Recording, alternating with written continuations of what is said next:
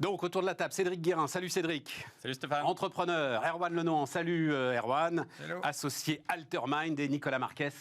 Salut Nicolas, directeur général de l'Institut Molinari, qui s'occupe notamment de l'audit des politiques publiques. Mais on va parler largement de ce que vous avez fait sur la compétitivité, c'est intéressant. Enseignement des législatives, j'en sais rien, question très ouverte. Allez Erwan, je commence avec toi. Qu'est-ce qui t'intéresse? C'est la question que je posais aussi hier. Il y a tellement de portes d'entrée que je vous laisse un peu libre. D'abord, l'abstention.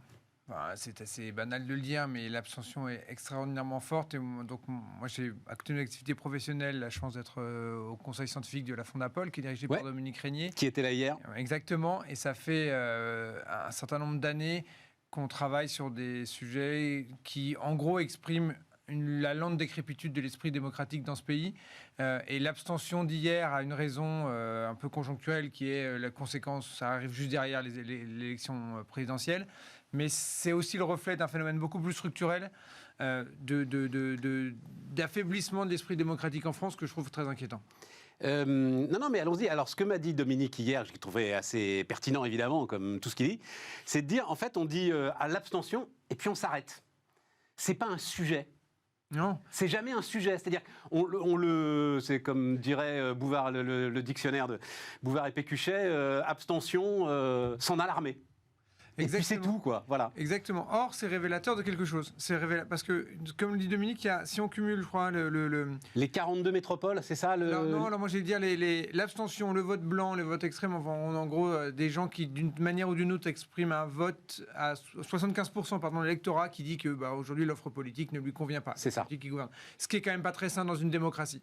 Alors, certes, il y a des gens qui ne sont pas allés voter parce qu'il faisait beau, il y a la pêche, il y avait peut-être un match de rugby ou un match de foot à regarder, mais c'est pas le cas. Les enquêtes montrent qu'il y a une abstention de protestation et comme effectivement la balayer d'un trait de la main en disant il y a eu 52% d'abstention. Plus de 50%, oui, voilà, c'est ça. Et on passe à côté de ça. C'est problématique parce que ça pose des questions sur non pas sur la légitimité des personnes qui sont élues, parce qu'ils sont élus sur le processus démocratique, mais sur leur vraie capacité à gouverner. Comment pouvait Emmanuel Macron ou LR Ensemble en Marche, qui arrive avec 25%, 26% des voix au premier tour, c'est 26% de 50% des gens qui sont allés voter. Donc ça ne vous donne pas une capacité très forte, quel que soit le parti qui soit arrivé en tête, ça ne vous donne pas une capacité forte à réformer le pays ou engager vos politiques, quelles qu'elles soient. Donc ça pose des questions sur le fonctionnement démocratique, effectivement, qui ne sont pas très saines, qui sont assez inquiétantes, parce qu'à côté, vous avez... Le problème, c'est qu'on ne sait absolument pas. Alors, est-ce que, j'ai vu nulle part, mais moi ça m'intéresse quand même, t'as eu du fait de la création de la NUPES, une raréfaction de l'offre politique. Pour le dire clairement, je pense qu'il y a pas mal d'électeurs socialistes qui n'avaient pas envie de voter Mélenchon, et pour qui il était hors de question de voter Macron. Peut-être même, tu vois, Yannick Jadot, je ne sais pas pour qui a voté Yannick Jadot, je ne suis pas sûr qu'il ait voté Mélenchon, et sans doute... Donc, peut-être que ça joue aussi dans la montée très violente quand même de ce chiffre d'abstention. Ça joue certainement, mais ça... C'est pas pour ça. Enfin, ça explique, mais ça rassure pas. Je comprends. Ça veut dire que on a une partie de l'électorat français qui aujourd'hui, ces gens-là, par exemple, n'ont pas d'offre électorale qui leur correspond. Donc, ils préfèrent ne pas choisir. Une démocratie dans laquelle les gens font la grève des urnes et ils préfèrent ne pas choisir leurs dirigeants. C'est pas une démocratie qui va bien. Nicolas ? Ouais, je pense que c'est pas une démocratie qui va bien. Et quand on se projette... Mais on peine à trouver des solutions. Hein. On peine à trouver des solutions. Et moi, personnellement, j'ai une inquiétude, c'est qu'est-ce qui se passera dans 5 ans, parce que finalement, les deux partis traditionnels du gouvernement de la Ve République sont en très mauvais état ou mauvais état. Mort pour le Parti socialiste. Pour LR, l'état de décrépitude est avancé, même si le résultat qu'on a vu là est moins mauvais que ce que certains craignaient.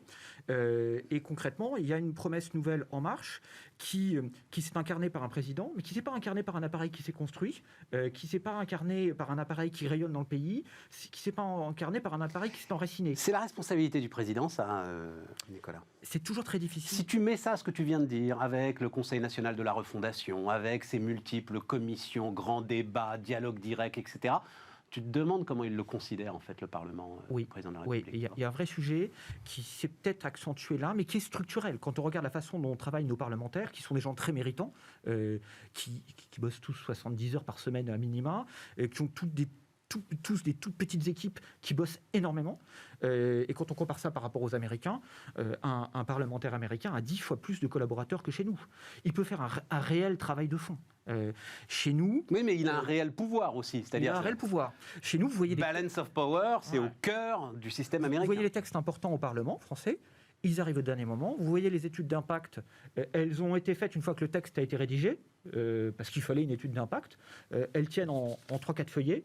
Et tu crois que ça, l'électeur le sent, en fait, inconsciemment, il sent à la fin, que ça sert à rien de se bouger pour aller envoyer... L'électeur, il ne sent pas cet aspect-là, mais il voit le résultat. Ouais. C'est-à-dire qu'on clame des politiques publiques qui vont renouveler notre économie, notre société tout le temps. On change de texte en permanence. Et ces textes ne délivrent pas les effets qu'on a vendus, ou délivrent des effets inverses à ce qu'on a vendu. Et finalement, vous avez un grand ras-le-bol qui s'exprime à la fin dans les urnes.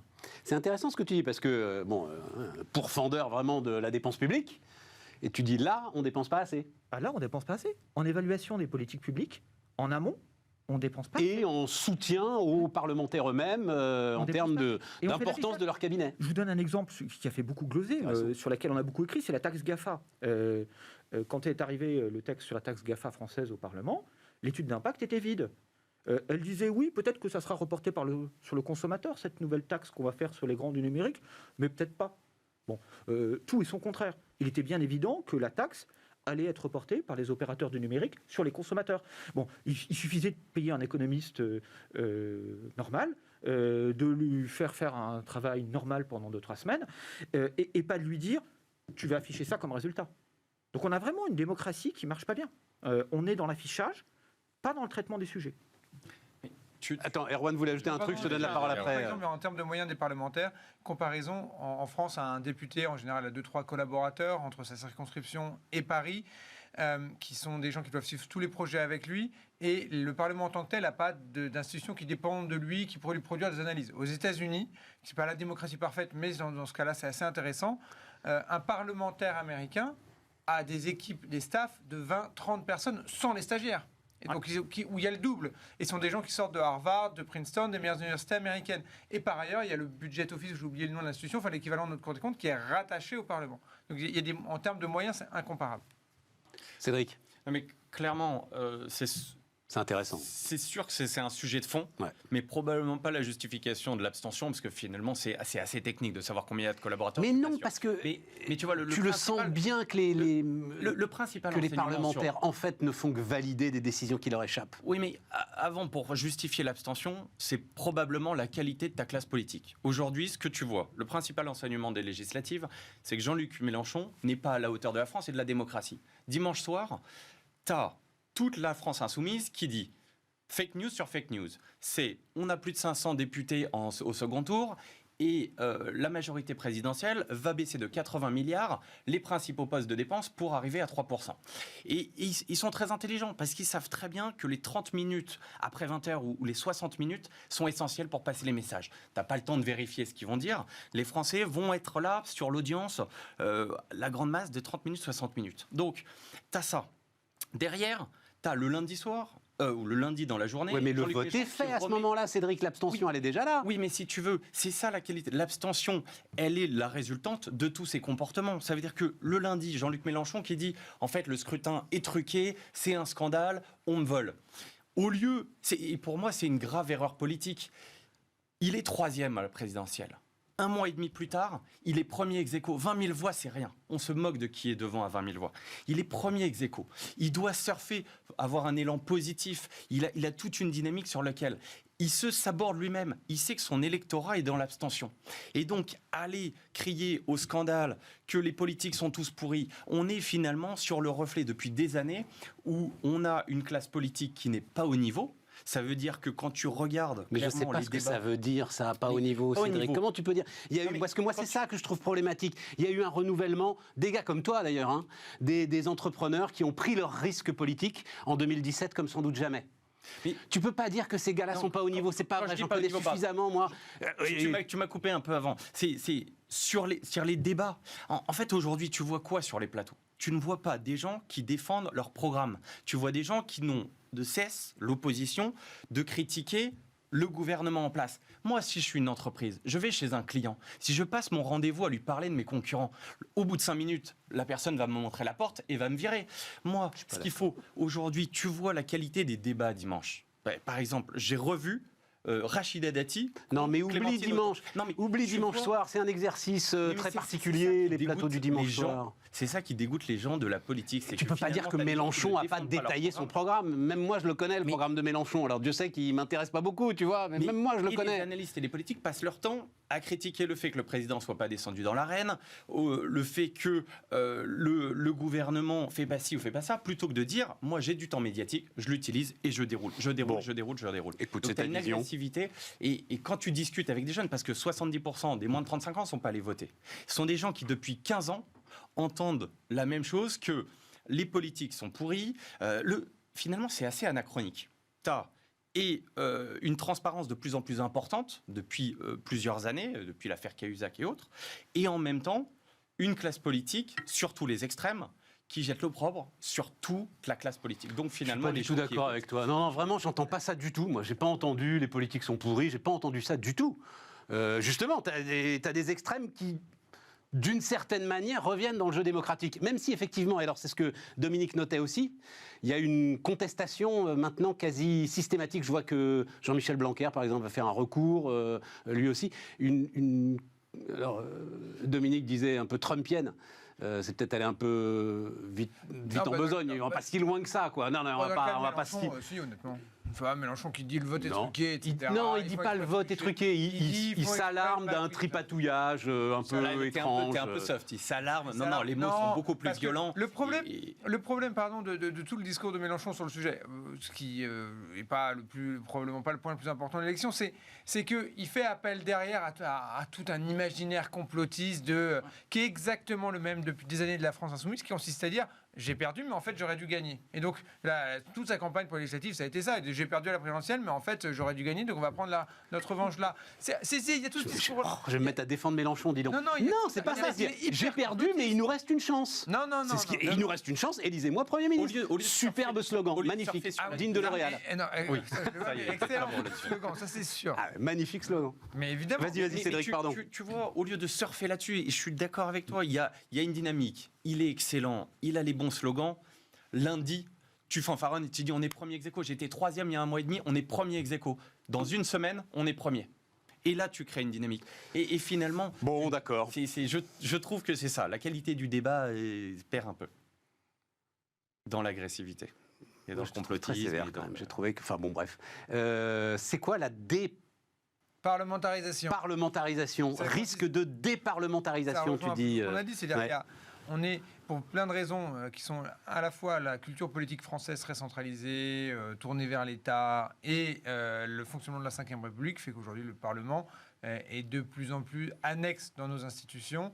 Et ça n'est pas sain, parce que si le débat politique ne se passe pas au Parlement, si c'est pas là que se confrontent les idées, ça se passe dans la rue. Or, et c'est pas nouveau, la dernière fois récente où je suis venu, on a parlé de Chateaubriand. Chateaubriand le disait déjà. Ouais. Il expliquait que c'était pas très bon dans la monarchie de Juillet, je crois, de voir les corps intermédiaires. A priori, Chateaubriand, c'est ça. Les corps intermédiaires s'effondrer. Parce que dans ce cas, il n'y a plus personne entre le monarque et le peuple, et quand il n'y a plus personne entre le monarque et le peuple, c'est pas très bon, parce que la colère s'exprime directement avec l'objectif de tuer le monarque, et c'est les gilets jaunes, etc. Et donc, on est aujourd'hui dans un système institutionnel qui fait que le Parlement est annexe dans l'institution. Donc en fait, ils peuvent s'agiter, ils comptent relativement peu. Alors, j'ai écrit ça ce week-end. Ils comptent relativement peu quand ils sont... Oui, voilà. Paradoxalement. Là, on va voir qui... Paradoxalement, si le président de la République n'a pas une majorité absolue, le Parlement va reprendre une place. Mais ça n'a rien à voir avec ce que ça peut être en Grande-Bretagne, aux États-Unis, en Allemagne, où il y a des vraies démocraties parlementaires. Ouais, c'est ça. Là, on aura... ce qui arriverait peut-être si le président n'a pas sa majorité absolue au Parlement, c'est qu'il devra compter peut-être sur quelques députés à sa gauche, quelques députés à sa droite. À sa droite. Mais suivant le programme, tira à gauche, tira à droite. Mais effectivement, plutôt à sa droite. Oui. Et du coup, LR va évidemment avoir un rôle consistant à dire c'est nous qui nous sommes les faiseurs de roi et vous ne pourrez rien faire sans nous, et qui leur donnera paradoxalement une puissance totalement disproportionnée proportionnée par rapport à leur poids électoral. Mais là, oui, le Parlement va reprendre, le débat parlementaire va reprendre, ou le calcul parlementaire va prendre un peu de place, mais il n'empêche qu'au final, il y a un déséquilibre des pouvoirs au bénéfice de l'exécutif qui n'est pas, de mon point de vue, très sain, parce qu'il n'y a pas d'équilibre des pouvoirs. Et là, je citais Montesquieu, enfin tous les grands classiques du sujet. Absolument. Ouais, moi j'avoue, Nicolas. exactement dans le sens d'Erwan, on assiste à une présidentialisation du régime, et ça joue contre le Parlement et ça joue contre les corps intermédiaires. On a par exemple beaucoup parlé retraite pendant la campagne présidentielle. Pas tant que ça, en fait, Nicolas. Mais en fait, beaucoup trop. Le sujet... Comment ça, beaucoup trop? Beaucoup Pas trop. assez. Beaucoup Je ne sais trop. pas où on en est, moi. Le sujet, il se traite bien. Vous êtes tous des jeunes gens formidables, là. Moi, j'aimerais bien savoir où on en est. Il se traite bien chez les corps intermédiaires. C'est un sujet de caisse de retraite. Pourquoi on parle pendant la campagne présidentielle de l'âge de la retraite? Ça devrait être le conseil d'administration de la GIR-Carco qui discute de ça, parce qu'ils ont des assurés sociaux, ils ont des équilibres à respecter. Ça devrait être le conseil d'administration de la CNAV qui devrait prendre ses responsabilités, et ça devrait être l'État en tant qu'employeur qui devrait dire j'équilibre ou j'équilibre pas mes comptes. Et le sujet remonte au niveau du président. Et puis là, ça devient un sujet politique. Vous avez Mélenchon qui dit qu'il n'y a pas de déficit, un tel et un tel. Mais on ne traite plus bien les sujets. Les sujets, pour bien les traiter, il faut des indicateurs, il faut des gens en responsabilité dans le temps long. Et la retraite, typique, c'est un sujet qui est beaucoup mieux traité au niveau des corps intermédiaires qu'au niveau du président qui est soumis à une élection tous les 5 ans. Quand François Mitterrand a dit retraite à 60 ans, il savait pertinemment que c'était une erreur. Mais il savait pertinemment que ça allait le faire élire.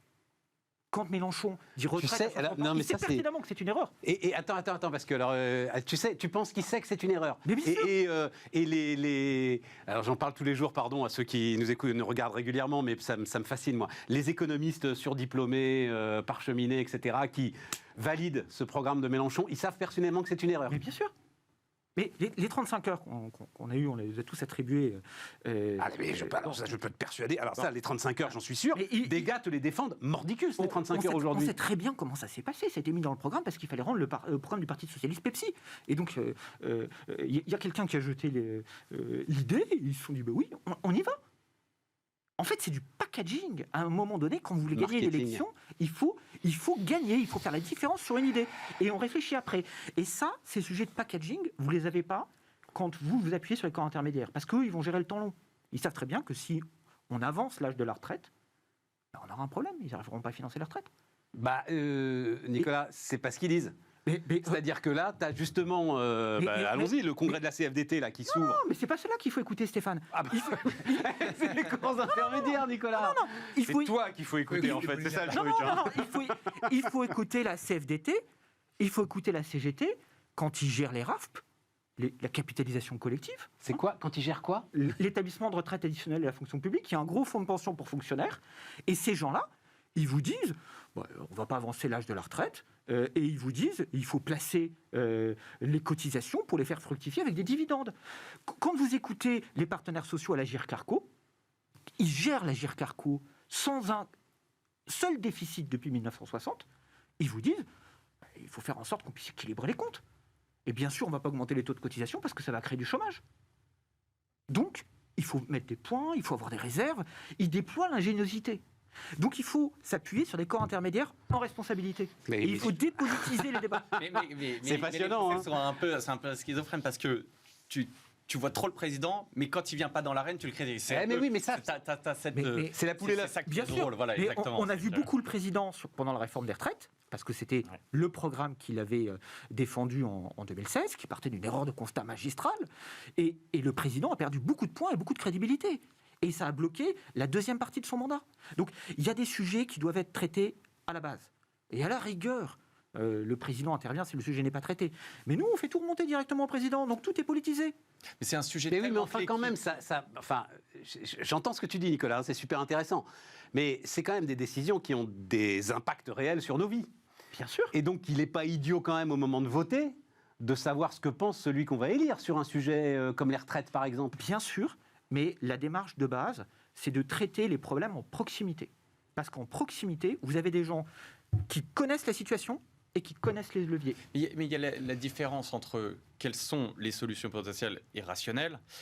Et comme dit Stéphane, quand ça te touche dans ta chair, parce que c'est ce que tu as cotisé pendant 40 ans, et à un moment, tu vas prendre ta retraite, tu veux que quelqu'un prenne sa responsabilité et tu votes pour celui sur lequel cette réforme va avoir un impact et tu veux qu'il l'apporte. Tu veux pas que ça soit un haut fonctionnaire qui définit mathématiquement quel va être le bon âge, le bon taux de cotisation ou autre. Tu veux que celui pour qui tu as voté prenne sa responsabilité, parce que c'est une des réformes les plus majeures qui va tous nous impacter. Bien sûr, mais ça, on peut l'avoir avec les partenaires sociaux. Ça s'appelle le paritarisme. Mais non, parce On que nomme des partenaires sociaux. alors, attends, ils sont c'est responsables intéressant, pardon. Et ils sont garants de la bonne gestion. Mais non, parce que savoir si on va y consacrer, c'est combien de points de PIB, là j'oublie à chaque fois. On aujourd'hui, est la à retraite 14. 14, voilà. Ouais. Savoir si on va y consacrer 14, 13, 12, c'est une décision régalienne, profonde, politique, budgétaire. La vraie décision, Stéphane, c'est savoir si... moi, j'étais salarié longtemps, c'était 28 points. 28 points de mon salaire brut. Ouais. Et en tant que salarié, j'aurais aimé être plus sollicité. Est-ce que c'est normal d'être à 28 Est-ce que tu ne veux pas cotiser 30 ou est-ce qu'au contraire, tu ne veux pas cotiser 20 la vraie bonne décision, elle se prend à la base. On voit bien, très bien, on a totalement politisé. Tout ça est notre très sujet retraite. intéressant, mais je On suis pas n'avance d'accord pas non plus. depuis 20 ans. Passionnant. Non, mais j'entends. Mais de toute façon, c'est alors pour la Fondapol un socle important, parce que ça amène en fait à une deuxième étape de la décentralisation. Le sujet, c'est une véritable décentralisation avec une véritable souveraineté régionale, y compris budgétaire. Alors, je sais pas si là, on se retrouve avec quelque chose utilisera le d'important. terme de souveraineté régionale, parce que là, on mettrait, je pense, une bonne partie du pays. Oui, pardon. Ah oui, oui, non, oui. mais T'as raison. effectivement, il y a deux sujets. Il y a je pense qu'ils sont importants aujourd'hui. La décentralisation, parce que les collectivités locales sont à maints égards mieux placées pour savoir comment administrer un certain nombre de politiques. Pas toutes, mais un certain nombre d'entre elles. Il faut savoir lesquelles, parce qu'aujourd'hui, il y a souvent des enchevêtrements. Et ça, c'est un premier sujet. Le deuxième sujet, qui rejoint aussi les conversations qu'on a eues, c'est l'efficacité de la dépense publique. Je veux dire, je suis intimement convaincu que notre niveau de dépense publique est problématique en soi. Mais considérons que ça ne l'est pas. La question, c'est son efficacité. Est-ce qu'il est normal que pour ce niveau-là, on ait les résultats qu'on a? Est-ce que les résultats nous semblent satisfaisants? J'ai objectivement l'impression que ce n'est pas le cas. Que les fonctionnaires ne pensent pas que ce soit le cas, etc. Ça ne veut pas dire que ça va mal, hein, que le pays est à terre, mais les fonctionnaires... Si, quand même un peu... non, mais... on se faisait comparaison, etc. Voilà, bon. Oui, mais, non, mais comparaison avec l'Allemagne, c'est pas top. Comparaison avec des pays en développement, la France, c'est un paradis. Donc, je veux dire, il faut trouver la bonne Tu mesure. sais, Mais quand même, ça a été peu noté, mais quand même, Bruno Le Maire a quand même dit à la radio pendant la campagne, au moment où il préparait son chèque alimentation, là, Ah oui. je veux que chaque Français puisse manger à sa faim. oui, bien sûr. Quand tu as ça comme ambition, si tu veux, tu te dis waouh, on n'est pas au mieux quand même. Là, on est dans du slogan, Il faut à mon qu'on puisse avis. se chauffer et que chaque Français ait. Bien sûr, mais soit en mesure de manger à sa On pourrait faim. en parler, se chauffer, hein, parce que comme Non, mais on en est là. On pourra tous se chauffer cet été, quand même. Mais Cet hiver. pardon. Et parlons de la clim cet été. Mais on en est là. On en Oui, est là. bien sûr. Mais cela étant, globalement, on n'est pas non plus dans un pays où tous les services publics s'effondrent. Par contre, on est dans un pays dans lequel les services publics ne sont pas à la hauteur des attentes des usagers, ni des fonctionnaires. Je veux dire, dans le précédent quinquennat, et je ne mets pas ça je ne dis pas que c'est la responsabilité du quinquennat qui vient de se passer, mais c'est un héritage. On a quand même eu, sur les 5 dernières années, les médecins et les hôpitaux en grève, les polices en grève, l'éducation nationale en grève. Enfin, Et à chaque fois, on trouvait ça parfaitement légitime, presque, en fait. Mais Tout à fait. en fait, mais en même temps, ils ont raison. C'est-à-dire que quand tu vas dans un hôpital de région parisienne, quand tu vas dans un commissariat en banlieue, tu comprends que les gars ne sont pas contents. Mais il y a un moment où ça ne va pas. C'est pas possible qu'on ait un tel niveau de dépenses publiques et un niveau de résultats. Tu voulais ajouter un truc, Ouais, Cédric? Moi, j'abonde parfaitement sur. Je trouve qu'il y a une complémentarité entre l'État et les collectivités. Je pense que l'État doit fournir les outils et les collectivités l'implémenter. Parce que finalement, là où il y a beaucoup d'inefficience et de réformes à faire, c'est sur l'efficacité. Parce que on répartit mal la dépense entre l'administratif et les gens réellement productifs. On parlait de médecins, on parle de professeurs. Dans beaucoup de corps, on a une grosse disproportion entre l'administratif et tout. Donc, c'est finalement comment on Denis utilise Père nous la disait hier que tu as digitalisation. 30% des effectifs de l'hôpital qui ne voient pas un malade. 30%, c'est beaucoup. ça qui est énorme par rapport aux cliniques privées. Et donc, tout le travail de l'État n'est pas forcément de diminuer la C'est dépense 10 points de publique, moins en Allemagne. c'est déjà de réorienter comment tu la dépenses. Parce que avant de se poser est-ce qu'il y en a trop ou pas assez, c'est plutôt de dire comment on la rend extrêmement efficace. Et la digitalisation va nous aider là-dedans. Et c'est l'enjeu du prochain quinquennat, c'est de dire comment dans tous mes ministères et dans tous mes services régaliens, je fais en sorte d'optimiser pour réduire l'administratif et repositionner les dépenses sur le productif. J'avais juste une question à poser à Nicolas, et puis après on marque la pause, mais je ne sais pas si tu as fait ce calcul sur l'indexation des retraites, là. C'est un de tes concurrents d'ailleurs, mais Erwan Tison Sapiens, qui était venu nous dire que c'était 17 milliards d'euros supplémentaires en année pleine avec une inflation autour de 4-5%. Alors, c'est ça le... Erwan et Sapiens ne sont pas des concurrents, sont des amis. C'est des concurrents quand même, non, think tank, non entre think tank, on n'est pas concurrents parce que en France, il y a une création d'idées totalement sous-développée. Oui, c'est vrai, on en avait parlé. Et tout à l'heure, on débattait des problèmes de notre classe politique. Un des problèmes de notre classe politique, c'est que le débat d'idées est atrophié. Il n'y a pas assez de think tank. Moi, je suis ravi quand Sapiens, je suis ravi quand Fondapol, je suis ravi quand Jean Jaurès sortent des choses intéressantes. Ouais, parce que ça vivifie le débat et ça permet de tester les idées avant qu'elles soient reprises. La pire des situations, c'est les mauvaises idées qui sont reprises, type les 35 heures ou la retraite à 60 ans. Oui, clairement, il y a une série de chiffrages passionnants faits par l'INSEE depuis des années qui disent si on avait continué à indexer les retraites sur les salaires, il faudrait 4 points de PIB en plus pour distribuer les retraites. Donc au lieu d'être à 14 points de PIB, on serait à 18. On serait à 18. Et donc les déficits seraient encore plus élevés. Et donc ça, c'est fondamental.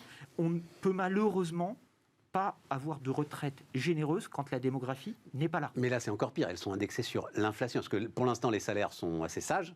Là, ce que décide Macron, c'est de les indexer sur l'inflation. Oui, mais en fait, c'est juste un petit décalage. Les retraites, elles sont censées être totalement indexées sur l'inflation. Et on les réévalue avec un peu de retard. Donc, il y a un petit décalage par rapport à l'inflation. Mais concrètement...